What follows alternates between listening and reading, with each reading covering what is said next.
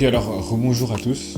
Je suis très content d'être avec vous, je tiens à le redire. On avait déjà fait une petite vidéo sur le pardon, on a commencé à une petite exhortation, et alors je vous invite à aller la regarder si vous ne l'avez pas encore vue. Et donc simplement on va continuer, je vous propose de rentrer directement dans le vif du sujet. Alors le point qu'on va aborder maintenant, c'est quand est-ce qu'il faut pardonner. Parce que c'est bien de savoir que c'est quoi pardonner, c'est quoi le pardon.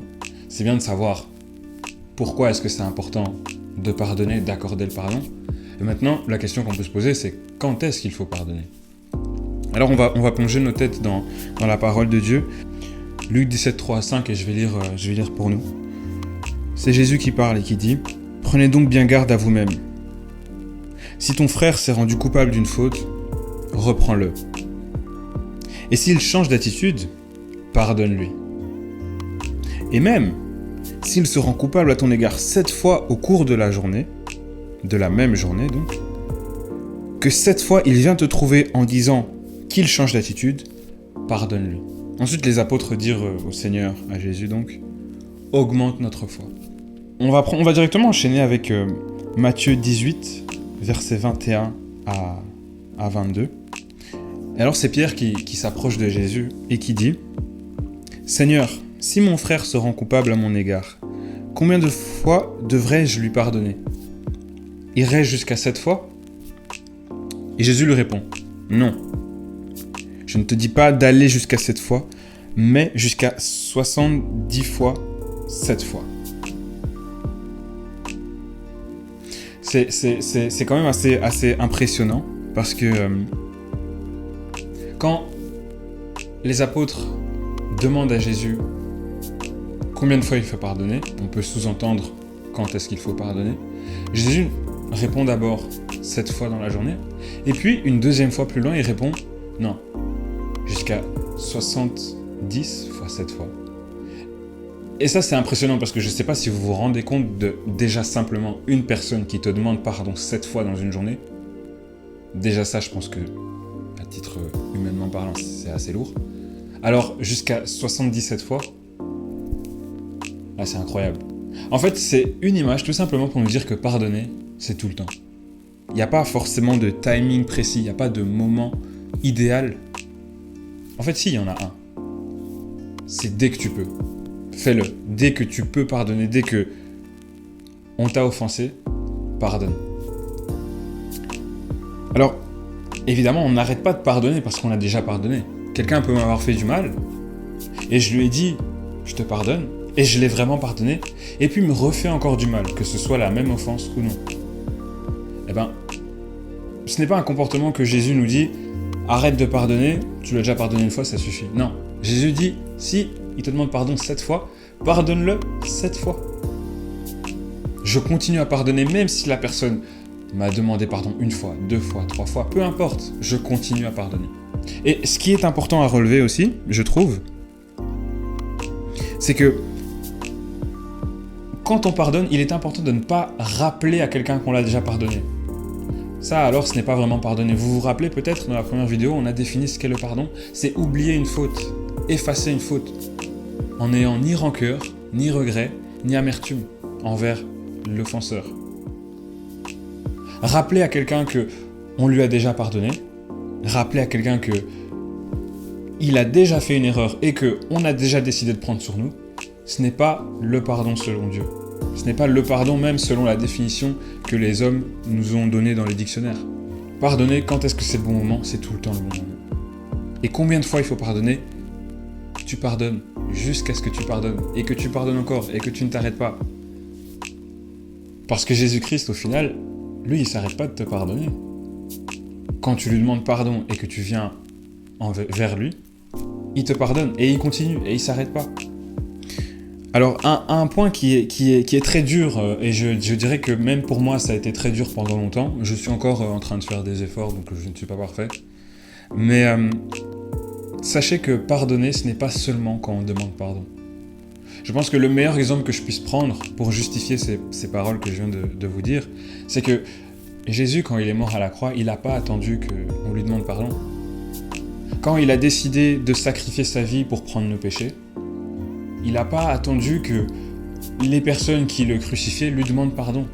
Il est très important, je pense, de réaliser que non seulement Jésus nous a pardonné, mais il nous continue à nous pardonner en fait. Il nous pardonne pour nos fautes passées, pour nos fautes présentes et pour nos fautes futures. Et ça, c'est important de le réaliser quand on est face à une situation où on n'arrive pas à pardonner parce que la personne n'est pas revenue envers nous, parce que la personne ne comprend pas l'offense qu'elle nous a faite. Il est important de se rappeler que Jésus, lui, il n'attend pas pour pardonner. Le pardon ne nécessite pas que quelqu'un vienne te demander pardon. Et je sais que c'est dur, que ce n'est pas facile, parce qu'on est des êtres humains, parce qu'on a des émotions, des sentiments, parce qu'on réagit. Mais n'oublions pas que l'objectif, c'est de faire la volonté de Dieu. Et qu'est-ce qu'est la volonté de Dieu à propos du pardon ? C'est de continuer à pardonner, même quand on ne lui demande pas pardon. Je pense qu'un problème qui est présent de nos jours, que ce soit chez les plus jeunes, chez les adolescents, chez les adultes, c'est que autour de nous, on peut ressentir cette pression que si on pardonne tout le temps, si on pardonne une fois, 2 fois, 3 fois la même personne, eh ben on peut être considéré comme faible, on peut être considéré comme minable, comme quelqu'un sur qui on peut marcher. On peut être considéré comme quelqu'un qu'on peut humilier et qui pardonnera de toute façon. C'est vrai que c'est une impression qu'on peut avoir, c'est vrai que c'est une impression qu'on peut ressentir. Mais qu'est-ce que la Bible nous montre ? C'est que Jésus pardonne tout le temps. C'est que Jésus nous encourage à pardonner continuellement. En fait, il faut vraiment apprendre à se rendre compte que quand on applique la volonté de Dieu, quand on la met en pratique, c'est dans ces moments-là que Dieu nous rend fort. La force que Dieu te donne, ce n'est pas la même force que les humains te donneront. Pas forcément. Dieu dit que le faible dise « je suis fort ». Alors quand tu as l'impression que parce que tu pardonnes, parce que tu offres l'effacement d'une faute à quelqu'un 1 fois, 2 fois, 3 fois, on te considère comme faible, sache que Dieu dit que tu es fort. Pourquoi est-ce que tu es fort ? Parce que tu marches comme Jésus-Christ. Parce que tu fais comme Jésus-Christ. Parce que tu te comportes comme Jésus-Christ. Un très bel exemple, c'est Jésus qui était à la croix et qui dit « Père, pardonne-leur, car ils ne savent pas ce qu'ils font. » Dans cet exemple, on voit très bien que les soldats qui l'avaient crucifié ne lui ont pas demandé pardon.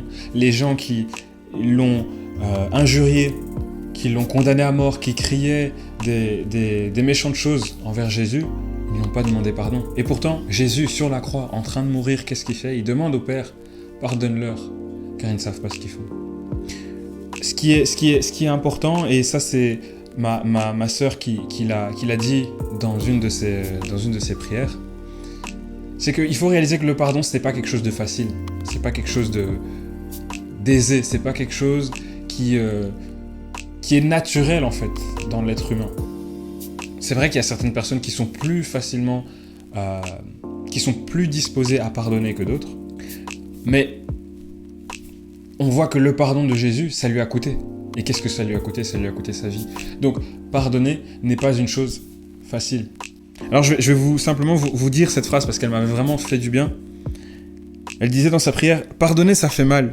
Pardonner, ça fait mal parce que c'est mourir à soi-même. C'est difficile de pardonner parce que c'est mourir à tes envies, c'est mourir à tes désirs.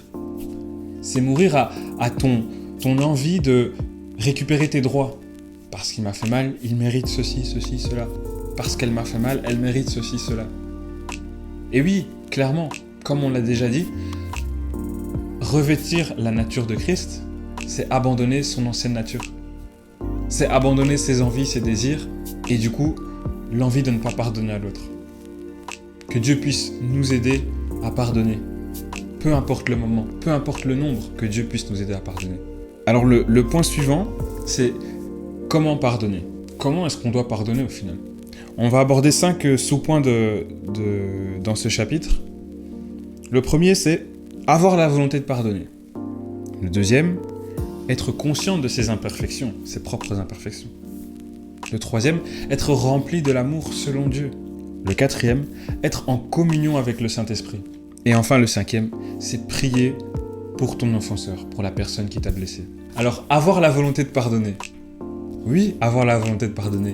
Et on a un bel exemple dans Luc 17,5, on l'a déjà lu, on va le relire.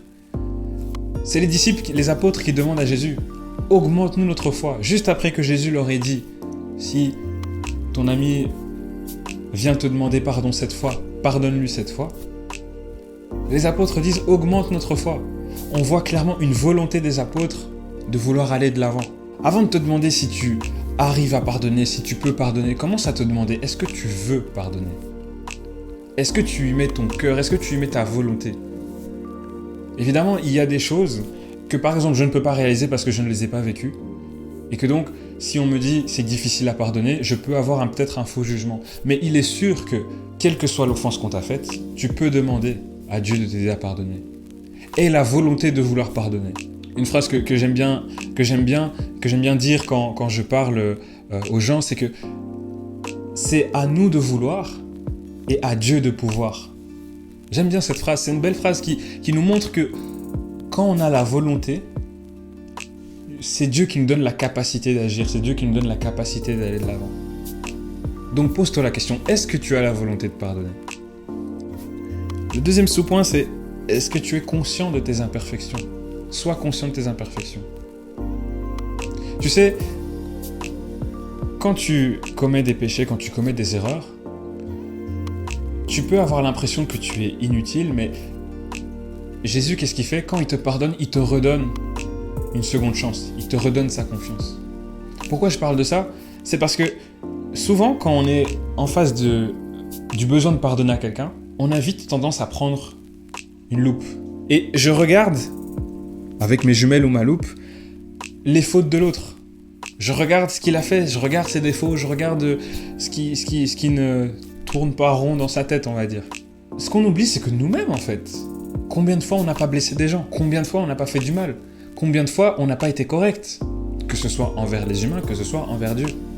Au lieu de prendre une loupe pour regarder aux fautes de l'autre, prenons plutôt ce miroir pour nous regarder nous-mêmes et faire l'état des lieux. D'où est-ce que je viens? Qu'est-ce que je fais? Où est-ce que je vais? Regardons à nous-mêmes et regardons à nos imperfections, à nos manquements, à nos défauts.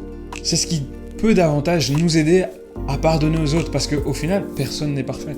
Soyons conscients de nos imperfections, et c'est quelque chose que on peut voir qui a manqué à ce serviteur dans la parabole qu'on avait lue dans la première vidéo. Ce serviteur qui a refusé de pardonner à son collègue, alors que lui-même, le maître, lui avait pardonné. Il oublie de regarder à ses propres défauts, et il regarde le défaut de l'autre. Mets de côté cette loupe que tu utilises pour juger et pour accuser la personne qui t'a fait du mal, et prends ce miroir, regarde à l'intérieur de toi comment Jésus t'a pardonné. Et quelque chose que j'aimerais rajouter avant de passer au point suivant, c'est que, comme je l'ai dit au début de ce point-ci, quand Jésus te pardonne, il te redonne une seconde chance. Qu'est-ce qu'il fait? Il te redonne l'opportunité de le servir et d'être utile pour lui. Qui sait si la personne qui t'a offensé, Dieu n'a pas des plans pour lui? Qui sait si la personne qui t'a offensé, demain sera ta solution, sera ta porte pour avoir une ouverture plus tard? Et ça, on n'en sait rien en tant qu'humain, on ne connaît pas le futur. Alors regardons d'abord à comment est-ce que Jésus nous a pardonné et à comment est-ce qu'aujourd'hui on peut être utile. Dans la Bible, on voit que Pierre a trahi Jésus. Pierre a trahi Jésus, et ça c'est pour ceux qui veulent, parce que je ne vais pas le lire, mais ceux qui veulent, dans Marc 14, verset 54, et puis toujours Marc 14, de 66 à 72, Pierre trahit Jésus et il le renie, il dit « je ne connais pas Jésus ». Et puis on remarque que dans Acte 2, verset 14 à 22, c'est ce même Pierre qui avait renié Jésus, qui, par son discours, quand il sort rempli du Saint-Esprit, convertit 3000 âmes. Pourquoi? Parce que Jésus l'avait pardonné. Alors toi aussi, pense à cette situation, pense à ces choses où tu peux te dire que je ne sais pas quel est l'avenir par rapport à la personne qui m'a offensé. Moi-même j'ai des fautes et Dieu m'a pardonné et je reste utile pour lui. Alors toi aussi pardonne. Le troisième point, sois rempli de l'amour selon Dieu. Alors dans 1 Corinthiens 13, verset 7, on va le prendre ensemble. Je vais peut-être vous mettre en contexte ici, on parle dans 1 Corinthiens 13, on parle de l'amour. Donc Paul décrit ce qu'est l'amour de Dieu. Alors au verset 7, ça dit « En toute occasion », ça parle de l'amour, « il pardonne, il fait confiance, il espère, il persévère. » C'est quand même dur de se dire que en toutes circonstances, l'amour selon Dieu, il pardonne. Alors évidemment, ça nous semble impossible, ça peut nous sembler impossible, ça peut nous sembler irréalisable, parce qu'il y a certaines offenses qui font tellement mal que on se dit qu'on n'arrivera jamais à pardonner, et bien quoi de mieux que demander à Dieu de nous donner son amour? C'est vrai qu'avec l'amour humain, peut-être qu'on n'y arrivera pas. Mais qu'en est-il de l'amour de Dieu? Demande cet amour à Dieu, demande cet amour selon Dieu, demande à Jésus-Christ, au Saint-Esprit, de te donner cet amour qui va te permettre de pardonner, de refaire confiance, d'espérer, de persévérer. Le 4e point, c'est sois en communion avec le Saint-Esprit. Alors oui, évidemment, demander l'amour selon Dieu, c'est bien, mais comment, en final, on le reçoit? En entretenant sa communion avec le Saint-Esprit. Parce que c'est le Saint-Esprit qui convainc les cœurs, c'est le Saint-Esprit qui peut te convaincre d'aimer selon Dieu. C'est le Saint-Esprit qui peut te convaincre de pardonner, d'oublier, d'effacer. Et comment est-ce que tu peux pardonner, tu peux effacer et tu peux aimer selon Dieu? En entretenant une relation avec le Saint-Esprit. Parle-lui. C'est ton ami. Il t'écoute. Il vit en toi. C'est grâce à lui que tu vas pouvoir développer les sentiments qui étaient en Christ. Rappelez-vous, comme je viens de donner l'exemple, c'est une fois que le Saint-Esprit a rempli les apôtres que Pierre est sorti et a converti 3000 âmes. À la vue, au regard humain, c'est peut-être impossible, mais pas au regard du Saint-Esprit. Pas si on est rempli du Saint-Esprit. Alors entretiens ta communion avec le Saint-Esprit. N'oublie jamais qu'il est tout le temps là, que tu peux toujours lui parler, que tu peux toujours lui demander. Alors demande-lui cet amour selon Dieu. Et enfin, le dernier point, prie pour ton offenseur. Prie pour ton offenseur. Pourquoi c'est important? Parce que quand Jésus a prié, « Père, pardonne-leur, car ils ne savent pas ce qu'ils font », c'est que il a demandé pardon pour eux et il a prié pour ceux qui l'ont offensé. Quel bel exemple! Et dans une autre histoire de la Bible, c'est dans Job 42, 7 à 17. Je vais vous raconter l'histoire parce que l'histoire est quand même relativement longue. Job a subi des malheurs, Job a subi des détresses et ses amis l'ont accusé et ont parlé à tort de lui. Et qu'est-ce qu'on voit à la fin? Dieu demande à Job de prier pour ses amis, pour les personnes qui l'ont offensé. Une fois que Job a prié, non seulement il a eu le double de ce qu'il avait perdu, mais ses offenseurs sont venus le bénir. Parce que Dieu a parlé à ses offenseurs pour qu'ils viennent bénir Job. Et c'est là où on voit l'importance de prier pour ceux qui nous ont offensés. Non seulement en priant pour eux, on demande le pardon de leurs fautes auprès de Dieu, mais en plus, on permet à Dieu de pouvoir agir au travers eux pour nous. Et alors peut-être qu'on va pas toujours le voir. Ici c'est un exemple où c'est concret, où c'est visible. Peut-être qu'on va pas toujours le voir. Mais sachez que prier pour son offenseur, c'est un impact positif qui peut t'aider à pardonner. Alors on arrive à la fin de ce chapitre et je vais simplement nous résumer des 5 points. Comment pardonner et la volonté de pardonner. Dis que tu le veux, déclare que tu le veux. Désire-le, désire pardonner. Et laisse Dieu agir, laisse Dieu pouvoir. Le deuxième point, c'est sois conscient de tes imperfections. Retire cette loupe, ces jumelles que tu utilises pour regarder la vie de l'autre et utilise ce miroir qui te permet de voir que toi, malgré tes fautes, tu es utile pour Dieu. Qui te permet de te rendre compte que malgré les fautes de ton offenseur, il peut être encore utile. Sois rempli de l'amour selon Dieu. Cet amour qui pardonne tout et qui redonne confiance. Sois en communion avec le Saint-Esprit. Parce que c'est grâce à ta communion avec le Saint-Esprit que tu peux demander cet amour selon Dieu. Et enfin, prie pour ton offenseur. Prie pour la personne qui t'a fait mal. Voilà, je pense qu'on a couvert une bonne partie de ce qu'est le pardon dans cette vidéo et de surtout comment pardonner, quand et comment pardonner. Et on se retrouve pour une dernière vidéo beaucoup plus courte sur « J'ai pardonné, mais après ». Que Dieu vous bénisse.